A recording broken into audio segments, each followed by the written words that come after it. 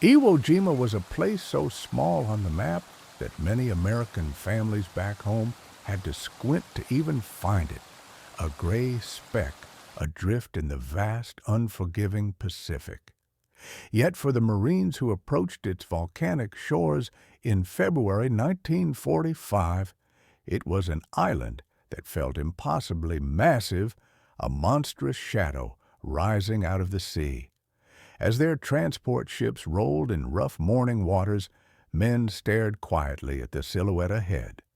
Black sand beaches, jagged sulfur cliffs, and the ominous hulk of Mount Suribachi, looming like a watchful giant military commanders, had described Iwo Jima as vital, a fortress that needed to fall, so the U.S. could establish airfields for damaged B-29s, limping home from bombing runs over Japan.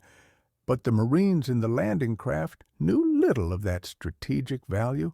All they saw was a nightmare waiting for them, an island fortified not just by concrete and steel, but by the unbreakable will of thousands of Japanese defenders who had sworn to fight to the last breath.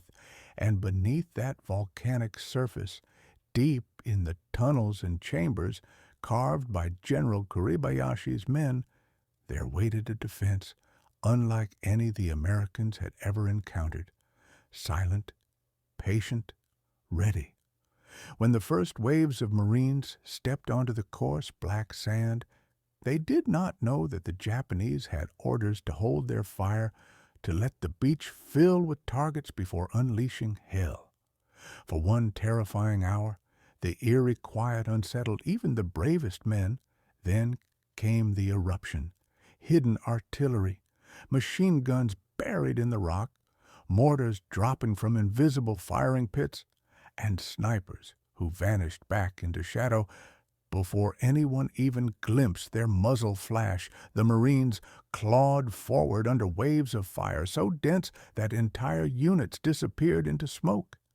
And yet, even amid that onslaught, commanders quickly realized a cruel truth. Rifles and grenades alone could not root out enemies who lived under the island. Like ghosts, Iwo Jima was not a battlefield in the traditional sense.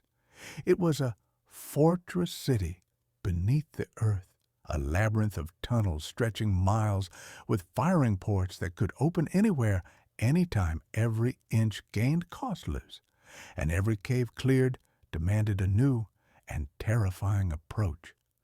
It was here, in this brutal maze of fire and ash, that the flamethrower became not just a weapon, but a grim necessity. For the Marines fighting on that cursed island, flamethrowers were not instruments of cruelty. They were tools of survival, a terrifying equalizer against an enemy who refused to be seen. But the men assigned to carry these heavy, volatile tanks bore a burden far greater than weight. They carried the knowledge that their role would make them the most targeted, the most vulnerable, and the most essential soldiers on the battlefield. Flamethrower operators walked into combat knowing that every step could be their last, for the Japanese feared and hated their weapon more than any other. The tanks strapped to their backs, full of pressurized napalm, made them stand out like walking torches. Snipers hunted them relentlessly. Machine gunners waited for the slightest movement of a fuel hose, and even ordinary soldiers felt a cold jab of terror when they realized how easily one bullet could ignite their world. Yet these men, often volunteers or those selected for their steadiness under fire, marched forward anyway, praying that their hands would not shake when the moment came to squeeze the trigger. Their mission was as brutal as it was vital. Crawl toward a bunker, a pillbox, or a cave entrance under enemy fire. Get close enough, sometimes within 20 feet, to unleash a roaring stream of liquid flame, and hope that the inferno would force the defenders out or silence their guns forever. Every assault felt like creeping toward the open jaws of a beast. Many flamethrower operators described hearing the enemy shouting inside the caves, sometimes taunting them, sometimes crying out in defiance, but always waiting to ambush on Iwo Jima. The terrain amplified that danger. Jagged rocks that sliced hands and knees, volcanic ash that swallowed boots and slowed every movement, and tunnel entrances so small and dark they looked like the island itself was snarling back at them.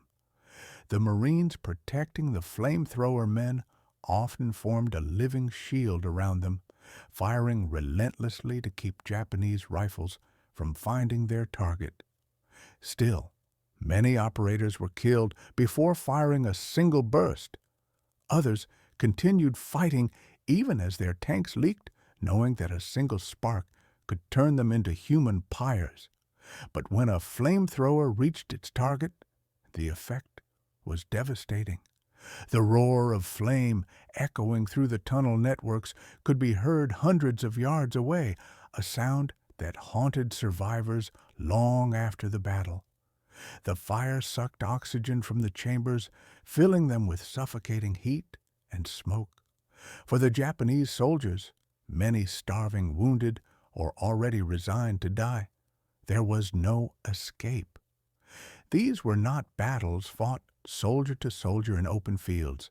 They were infernos that consumed men hidden in darkness. And yet, as horrifying as the weapon was, Marines often said they felt no triumph in using it. They understood that the Japanese defenders were fighting with unbreakable resolve, following orders never to surrender. Many flamethrower operators admitted later that they saw the weapon not as a tool of destruction, but as the only means to stop the killing of their own comrades. They carried physical fire into those tunnels, but emotional fire stayed with them long after the war was over. As the battle dragged on, the surface of Iwo Jima seemed almost peaceful compared to the horrors unfolding below. Above ground, Marines fought yard by yard through ash and rock, but beneath their boots lay a world that defied imagination. A twisting network of tunnels stretching nearly 18 miles, complete with hospitals, ammo depots, command centers, and living quarters. The Japanese defenders slipped through these underground arteries like specters, appearing suddenly from unexpected firing ports, then vanishing again, leaving Marines confused and exposed. The deeper the Americans pushed into the island, the more they realized that flamethrowers, explosives, and sealing cave entrances were the only solutions. But this strategy turned the battle into something far darker than conventional combat. Once a cave was sealed or set ablaze, the enemy inside had nowhere to go. Many died not by flame, but by suffocation, heat, or collapse. The Marines knew this, and although they pushed on to stay alive themselves, many carried the guilt for years. In official reports, commanders referred to these tactics clinically: neutralizing positions, clearing fortifications, reducing cave systems. But the men on the ground experienced something far more haunting.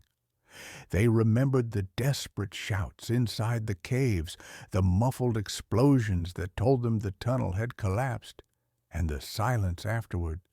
Some Marines later admitted that they avoided looking at the entrances once the flames subsided, unable to face what they had done, even though they believed it necessary.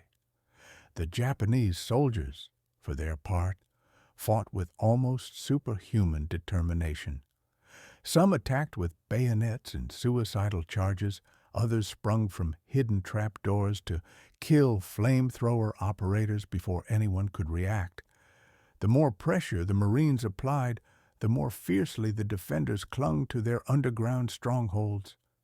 It became a war fought in shadows and smoke, a deadly chess match where one side wielded fire and the other wielded invisibility. Even after an area was secured, Marines knew the tunnels beneath were still alive with movement, still waiting to erupt. Nothing felt safe. Night brought its own terror as the Japanese launched surprise attacks, slipping from tunnels to kill with grenades or knives before disappearing again. The island felt alive, breathing, shifting, lashing out at the invaders. Marines described the psychological toll as unbearable at times.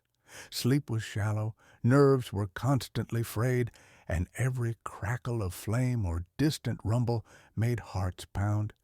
Iwo Jima was not simply a battlefield, it was a crucible that scorched every man who fought upon it. When the battle finally ended, after 36 days of relentless fighting, victory felt hollow. Yes, the American flag flew over Mount Suribachi. Yes, the airfields were secured and would soon save countless bomber crews on missions over Japan. But the cost was staggering. Nearly 7,000 American Marines killed, tens of thousands more wounded, and an estimated 21,000 Japanese defenders almost entirely wiped out. Only a few hundred survived, most of them unconscious, burned, or too wounded to resist capture. The island that was supposed to be a stepping stone became a graveyard made of volcanic ash flamethrower operators, hailed in reports as heroes who cracked the toughest defenses, often felt conflicted rather than triumphant. They had seen things few humans could ever forget. The way fire raced along tunnel ceilings, the screams echoing in darkness, the sudden stillness that followed. Many returned home carrying nightmares that lasted a lifetime. Survivors described waking up drenched in sweat, hearing the roar of flame, or seeing the silhouettes of caves burning behind their eyelids. And yet, despite the emotional burden, these men rarely spoke openly about their experiences. The world wanted stories of flags and victory, not of the shadows beneath the Japanese defenders, too, left behind a legacy of immense suffering and sacrifice.